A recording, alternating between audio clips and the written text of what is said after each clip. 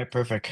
Welcome, everyone. My name is Marvin Fuentes. I am the founder of Fountain AI, and we help businesses scale and grow. Today, I have the pleasure of speaking with Eric. Eric, if you want to go ahead and introduce yourself. Yeah, Marvin, thank you so much for the opportunity to be on the show. It's great. I'm flattered that you have me on. My name's Eric Bassett, owner of Natura Pest Control over in the Vancouver, Washington area. It's me and my brother-in-law and my sister that own that company. Been in the pest control industry for about 18 years, which we were just talking about when we hit pre-record.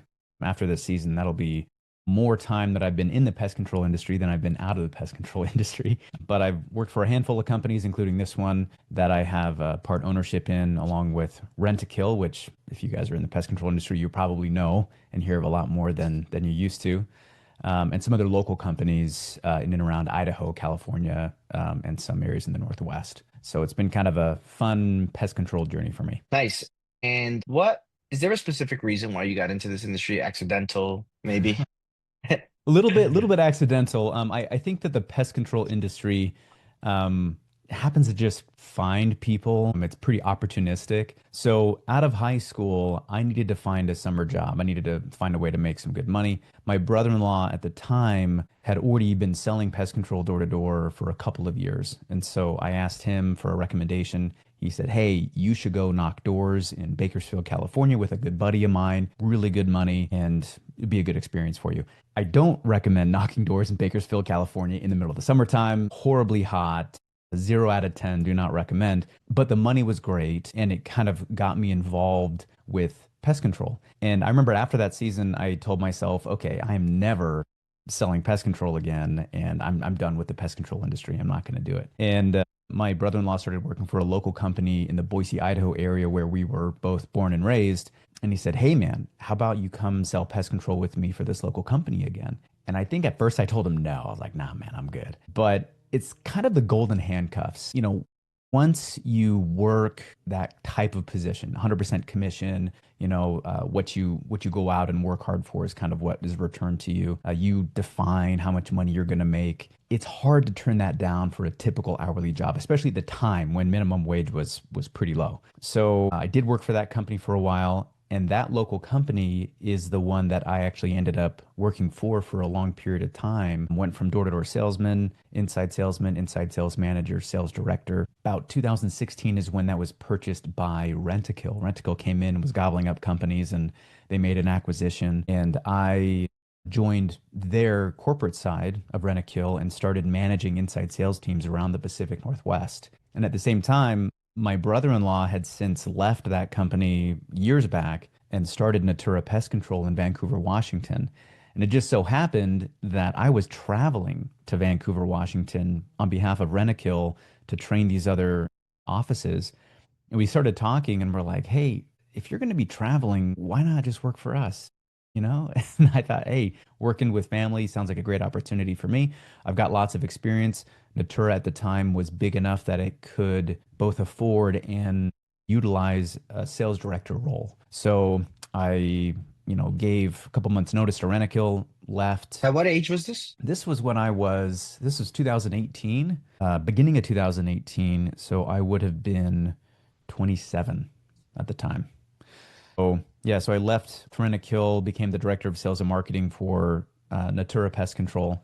And then within about a year, one of the business partners that we had there wanted to make an exit. And his equity at the time was a large sum.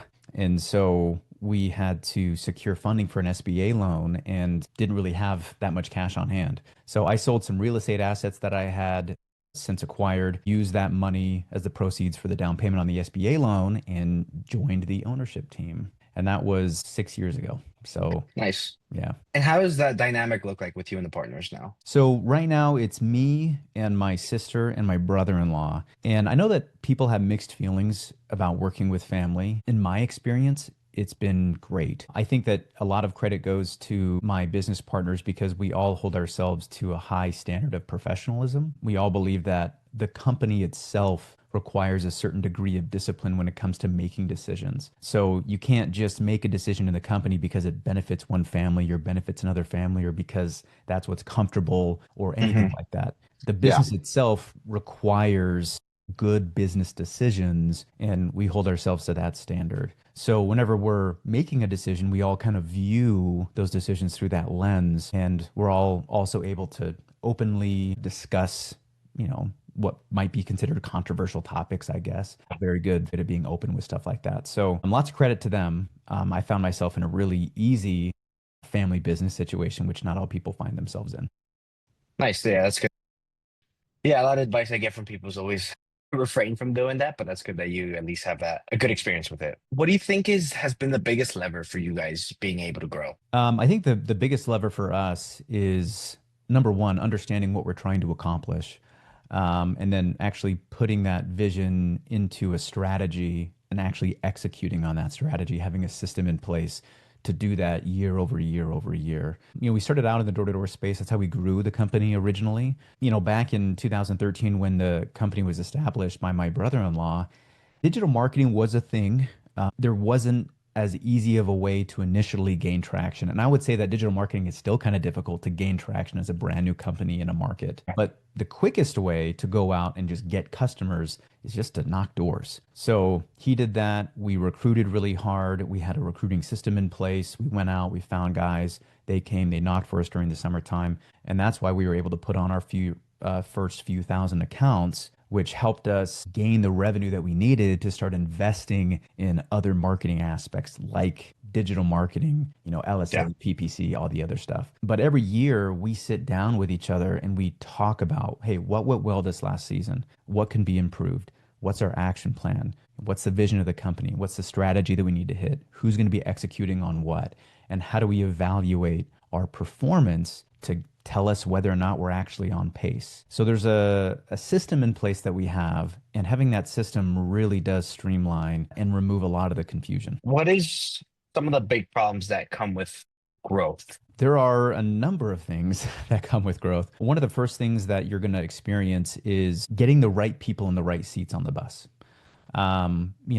The scalability of your company is typically going to be determined by how well you can get other people involved, where you can delegate tasks. There are some things, and technology is a wonderful new advantage that we have as business owners, right? And obviously, you know this pretty well. With new tools that AI gives us, we're able to streamline things, especially information training, a lot of those other things. But there's always going to be a human element, a human aspect of that. And training up a human person takes time. Getting them the experience they need takes time. Doing all of that so that you can deliver the customer experience that you want consistently takes time. And if you don't have those systems and processes dialed in, then you deal with inconsistent customer experiences, you deal with attrition, you deal with inconsistent timelines for people staying on. So you deal with employee attrition, which is really difficult. Yeah. But overall, as you're growing, you'll find yourself struggling with the intrapersonal element. How do I get the right Okay. people in my business? How do I keep the right people in my business? And how do I coach and develop and train them into the people that I need to be to eventually run my business? Yeah. What are some of the biggest problems you have now at this stage? What's funny is me and my business partners usually identify problems as what we call opportunities. One of our biggest philosophies, and I have it as a quote on my wall from Marcus Aurelius, the impediment to action advances action. What stands in the way becomes the way. So in quick speak, we just usually tell each other, hey, the obstacle is the way, right? And whatever that Hmm. problem is, if we lean into it, if we try to uncover the roots of what that problem is, typically we'll find a solution that will take us in a new direction, take us on a new journey. So one of the issues that we run into, kind of going back to what I said before, finding and keeping the right people, right? Developing the right people. And we have high standards for our inside sales team. We have high standards for our customer service team. Our field service team, we have high standards for. Maintaining high standards means that you need to regularly evaluate that performance. So you have to have systems and processes to check what the performances are of all those people and departments. You have to have metrics so that you can track the performance. And those metrics need to be clear. So not only are you saying, hey, for example, like an inside salesperson, right? Hey, what's your closing rate? What's your conversion rate? Average contract value? All those other things. But you have to Hmm. have the ability to evaluate phone calls for the behaviors that contribute to those things and also score those people on those behaviors and have a system in place to pull them off the phones, talk to them, have a conversation, and that system has to be consistent. So I guess overall, the biggest struggle that we might have is not necessarily having a system or maintaining a system, but making sure that you're consistently hitting on that system so that you're training and developing people. As soon as things get busy, and this happens a lot with a lot of home service-based companies, the first thing to go is usually meetings, right? Hey guys, we're slammed. We're not going to be able to make the meeting today, right? Or hey, I know we were going to do that training session, but we're just too busy. Sorry, man, you're going to have to hop in a truck with this other guy. I'll train you later, or whatever that situation is. Hey, we'll do your development in a couple of weeks when we're not so busy. Well, sometimes that busy part stays around for 2 months, and pretty soon you have no training, you have no meetings, you have no developments for 2 months straight, and people will divert back into their comfort zones. And typically their comfort zones are not their growth zones. So if you're not doing training, if you're not doing development, and you're not doing it on a consistent basis, you're going to run into problems. Yeah, that's some great advice actually, because business will always get in the way, right? So you will get busy enough where, you start to move things around, but you're keeping the fundamentals still the Mhm. same and making sure everybody at core knows what the goal is. So yeah, that's amazing. On the sales side, what is probably your best piece of advice you give to your sales guys? Usually, with both my team and other teams that I've coached and trained over the years, I think it's most important for them to understand that every individual prospect has their own unique value profile, kind of what we call it. We have a proven sales process that I've been teaching and training for over a decade. And part of that process involves an investigation step where you're asking that prospect questions. And it's learning about them, their preferences, their likes, their dislikes, what's important to them, not just if they need pest control, but why they need pest control, why it's valuable for them to actually make a purchase decision. Whatever the cost is going to be is, I don't want to say irrelevant, but it's not necessarily as relevant as why it's important for them to make that purchase. Yeah. We call those little elements wins, wants, interests, and needs. And I always tell my team, hey, find at least three. Give me at least three wins. And maybe that might be that they want their technician to be punctual. They had an experience with another company where the technician was always late and they hated it. That's why they canceled service with them. So they want their technician to be punctual. They want their pest control company to communicate clearly. They want this type of invoice. They want text messages. They want emails. They want eco-friendly products. They want a locally owned and operated business. You name it, right? The things that you identify with that are valuable to you, that's part of your value profile. And if you assume that everybody has the same value profile, you're going to be throwing things out in a sales pitch that fall on deaf ears because it's not Mm, customized for them, right? If you take a little bit extra time to ask those questions and you figure out the value profile, you can cater your pitch to actually provide value to that person. And there's a part of the pitch where we talk about a summary statement, and it's where you explicitly say those value points back to that person to get their confirmation. And so it might sound something like this. Hey Marvin, from what we've talked about so far, it sounds like what's most important to you is that you can find an affordable service that's going to be safe for your kids and your pets, and you're also going to have a technician who's punctual and communicates effectively. Does that sound about right? And if I've heard what you've said correctly and I say that and you say yes, boom, I know we're on the same page. And we can move forward in the process where we talk about the service, we talk about the pricing, and I can be confident that you and I want the same thing, right? yeah. If I'm missing those elements, well, man, it doesn't matter how good the price is. If you don't feel like it matches with what you want, dude, you're not buying from me. So that element I think is what I usually hit on first, along many others, but that's kind of the big one. How do you track those? So there's two sides of it, right? The first side is the metrics. We have a big 65-inch TV in our office, and it has widgets for all the different metrics that we track. Closing is how many qualified leads call in, and then how many people you actually convert to some kind of new business. Conversion for us is how many we convert to recurring business, which is kind of an extra step for pest control companies because you have one-time Okay. services versus recurring. We have the contract values, one-time service values, auto bill pay percentage, stuff like that, right? All of those Mhm. widgets update real time and they are on that big screen. Those widgets are what we call lag measures. They are the results of your efforts, right? By the time you see those results, whatever you did to get you there has been done, right? There's no continuing to impact that. The lead measures are the behaviors that contribute to the result, right? So we also have a call evaluation scorecard.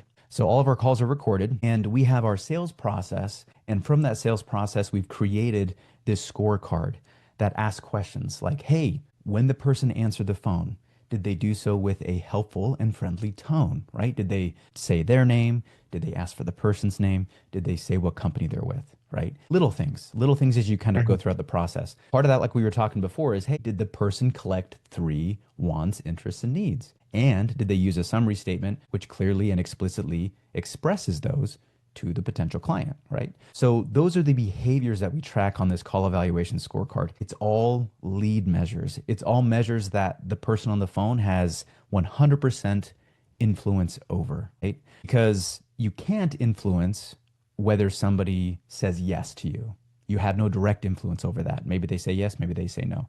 But you do have direct influence over everything that you say on that phone call, right? So we do these call evaluations about once a week. And typically, what you see is that good call evaluations, we rank it out of 100 points, kind of like a test, right? So people you Mhm. see in 80, 90% range that are hitting the majority of what they're supposed to, they will have great metrics, right? Because those are the pre-indicators of the behavior for the result. People who score low, typically they will have the same thing, right? Low performance. It's not a complete linear equation. So, for example, you might have somebody who has decent performance, right? But to their luck and benefit, because they're actually hitting pretty low on the evaluation scorecard, right? If they would hit higher on that evaluation scorecard, it almost always indicates an increase in those metrics. So you got to have both sides. You got to have the evaluation of the behaviors, you got to have the evaluation of the performance. You think that sets you apart from a lot of the small guys, maybe, is just being able to track data? I do. I do a lot of consulting for small to medium-sized pest control companies and even some large pest control companies. And when they ask me about performance, like we'll do a discovery call, right? And we'll talk about their goals. One of the Yeah. things that I realize is that they're either not tracking that data, so they don't necessarily have the performance metrics that they're tracking, or if they are tracking them, they're not doing it in a way that provides actual clarity to their operation. Numbers is something that I'm a big stickler on, right?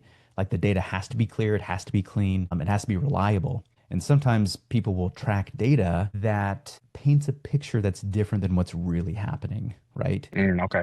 Especially if that data is going to cause some friction, right? So, for example, if you have an inside salesperson who's being judged and evaluated based on their closing rate, and they're also manually tracking that data, you might have a conflict of interest there, right? So, you have to make sure that there's a system in place that cleanly tracks the data and has kind of that checks and balances for integrity. But one thing that I think a lot of pest control companies don't do, whether they track the performance data or not, the call evaluation side of it, where you are proactively evaluating the behaviors, that's something that I rarely see. And typically you don't see that until you get into some of the bigger call center type environments. There was a time between when I was knocking doors selling summer to summer where I worked for DirecTV. It was a DirecTV call center in the Boise, Idaho area. And that call center had 1,500 employees, half of Wow. which were sales, half of which were only retention, only people trying to save people from canceling. And they had a whole department that was their QA department. All they did was evaluate calls and listen to calls and evaluate behaviors and score calls. And I remember thinking that's such a smart thing to do because people will see the result, but they don't really know how to adjust their behavior to get a different one without being able to really evaluate the behaviors themselves. And you need people that are dedicated to that format to make it happen. Is that something that's very important to you? It is. I studied a little bit of psychology from Berkeley, and I've just always been fascinated by behavioral analysis.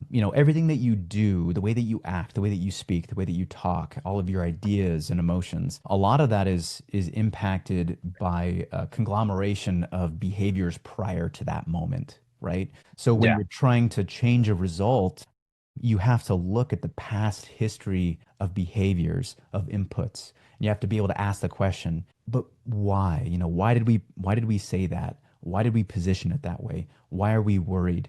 Sometimes you'll see a salesman who follows this really interesting path. They'll get on the phone and they'll say things like, "Hey, yeah, I know this sounds expensive, but I promise it's worth it," right? And I'll say, hey, the potential client hasn't said anything about it being expensive. Why did you bring that up proactively? And they're like, oh, well, the last person mentioned a concern about it.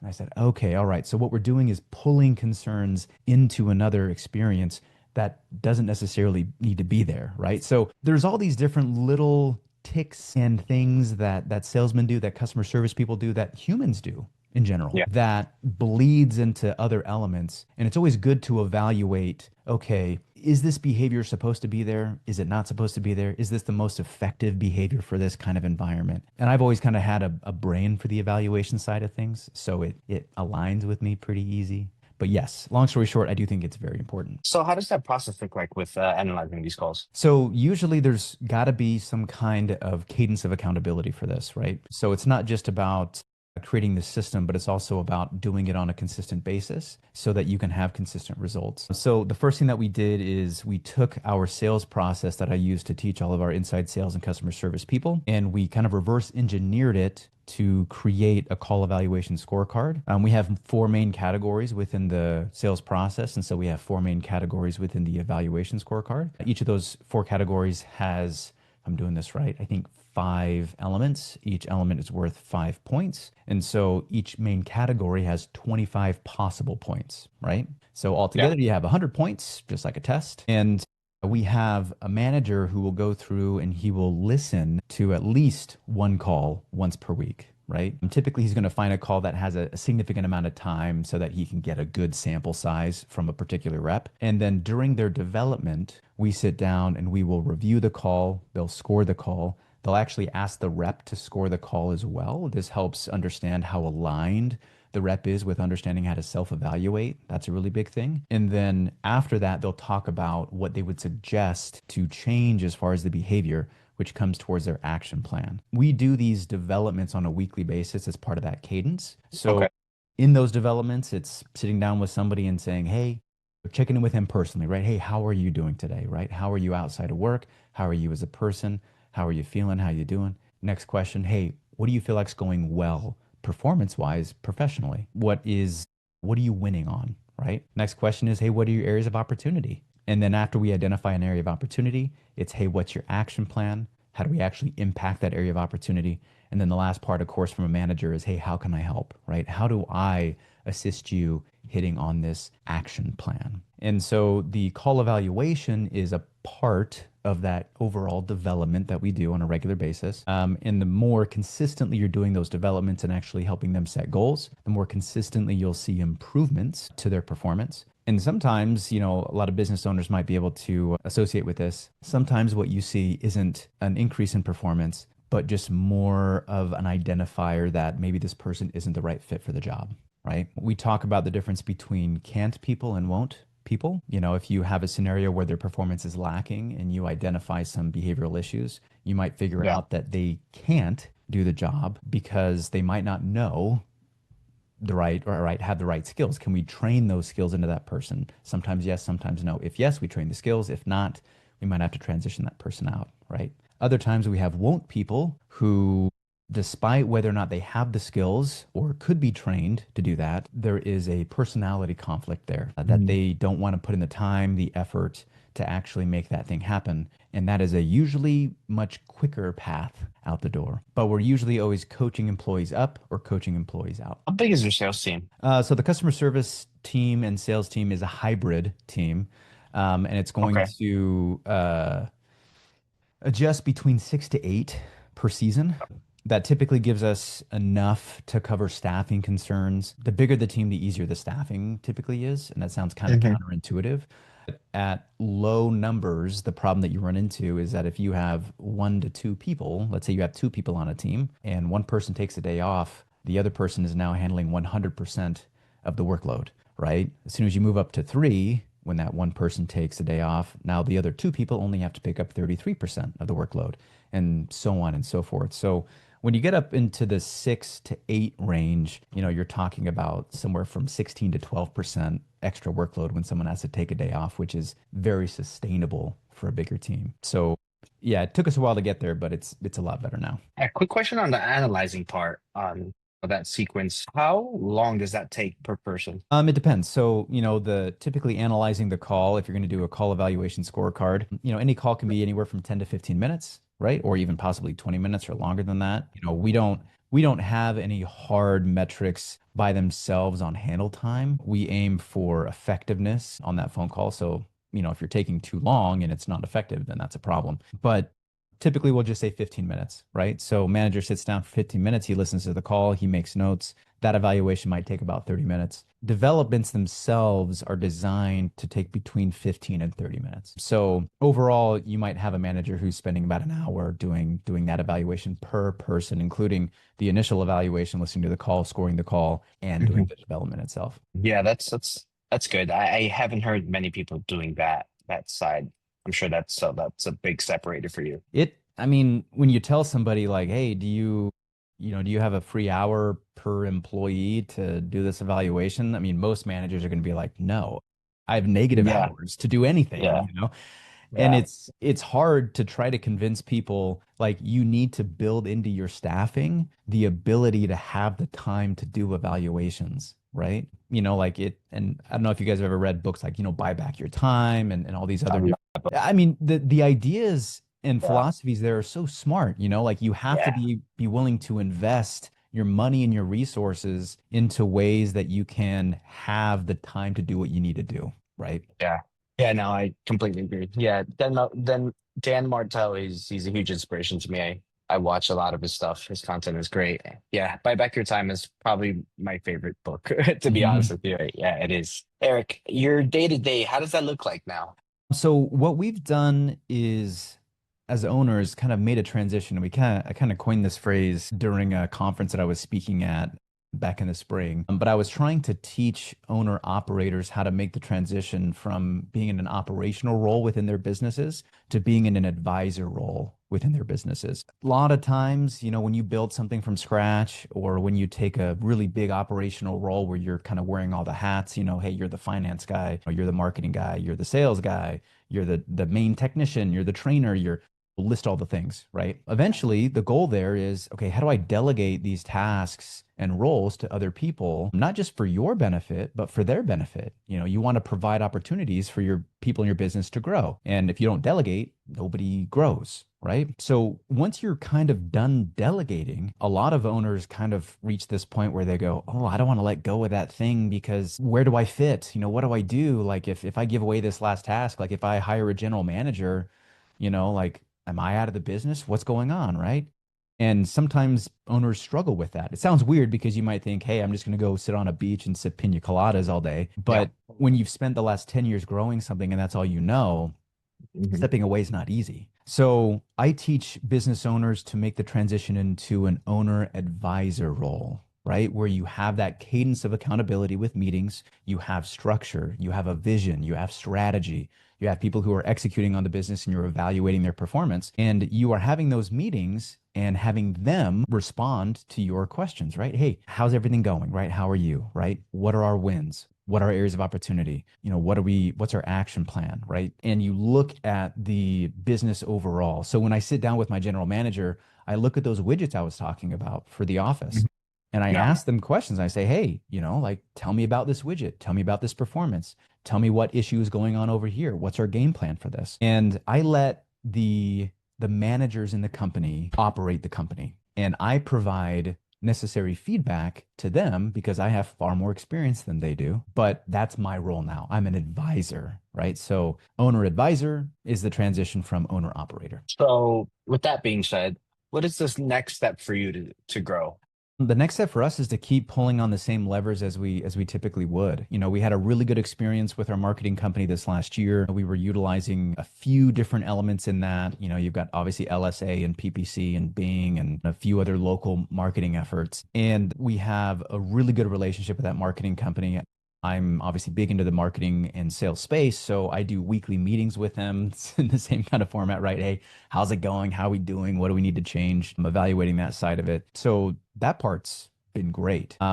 I think the big thing right now is just making sure that, again, we have the right people in the right seats so that when that growth does come down the pipeline, everybody is prepared to execute on it and capitalize on it. Every pest control owner operator, I think, is going to run into a problem where it's like, oh my gosh, I just lost a technician. We're behind on routes. What do we do? Or, hey, we had to let go of a customer service or a sales rep.